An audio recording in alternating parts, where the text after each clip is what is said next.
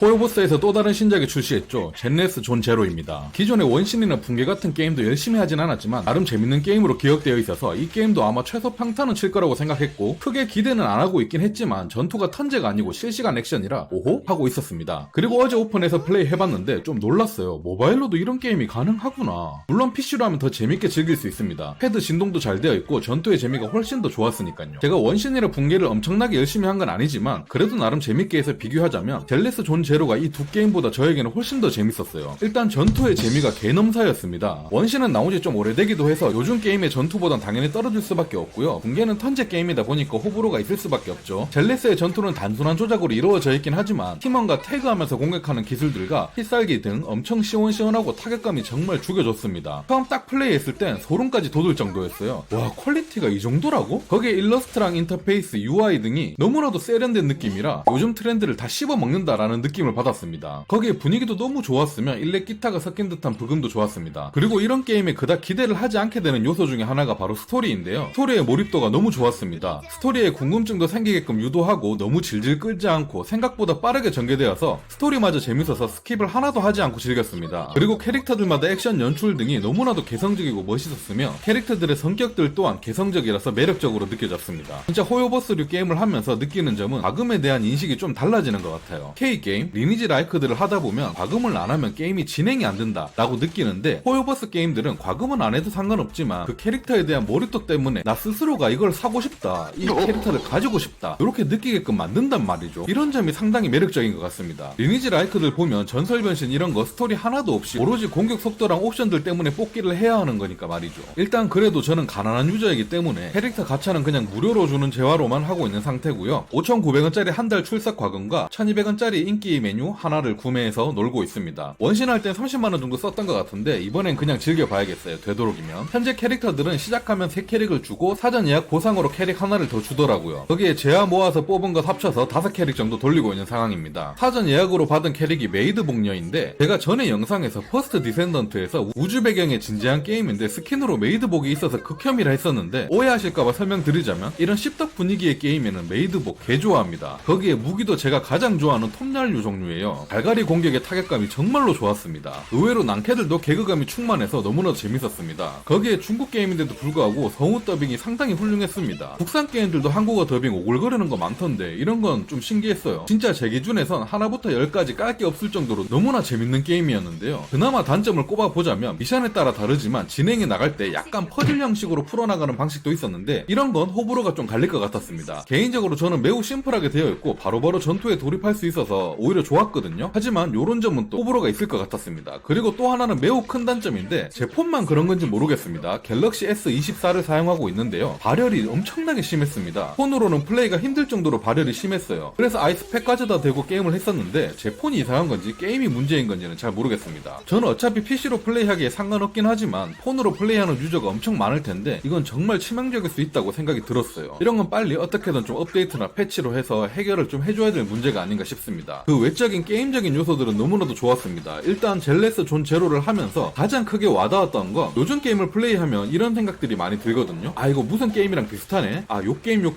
섞은 거네? 잘 조합했네? 이거 예전에 했던 그 게임이랑 판박인데? 요런 느낌들이 들잖아요. 워낙 게임 시리즈가 나온 게 많다 보니 이건 어쩔 수가 없습니다. 물론 독특한 게임들이 나오기도 하지만요. 젤레스 존 제로는 그런 느낌이 안 들었어요. 본인들만의 독특한 색깔을 가지고 있는 확실한 게임이었습니다. 그래서 더욱더 마음에 들었던 것 같아요. 물론 이런 씹덕 느낌 나는 게임 안 좋아하시는 분들은 분위기 자체에서 취향이 맞지 않아서 별로라고 느끼실 가능성이 높을 거라고 생각은 합니다만 게임성만 봤을 때 스토리, 브금, 액션 전투, 조작감 뭐 하나 꿀리는 거 없이 심지어 개성적인 면에서도 상당히 좋았던 게임이 아닌가 생각됩니다. 개인적으로 폰게임을 많이 해보진 않았지만 플레이해본 모바일 게임 중에선 가장 최고의 게임이 아닌가 싶습니다. 캐릭터 뽑기랑 캐릭터 성장들 때문에 마음먹고 과금을 하면 엄청나게 매울 것 같은 BM 시스템인데요. 일단 현재 플레이나 분위기로 봤을 땐 딱히 과금을 하지 않아도 게임 자체는 할 수 있을 것 같은 게임입니다. PVE 게임이라 경쟁 시스템도 없고 말이죠. 하지만 제가 쭉 더 플레이 해보고 과금 없인 게임할 수 없는 상황이 온다면 비판하러 다시 오도록 하겠습니다. 당분간 재밌게 즐길 수 있는 게임인 것 같고 무료로 즐길 수 있는 게임이다 보니까 서브컬처를 좋아하시거나 한번 해보고 싶었다 하시는 분들은 무조건 한번 해보시라고 추천드리는 게임입니다.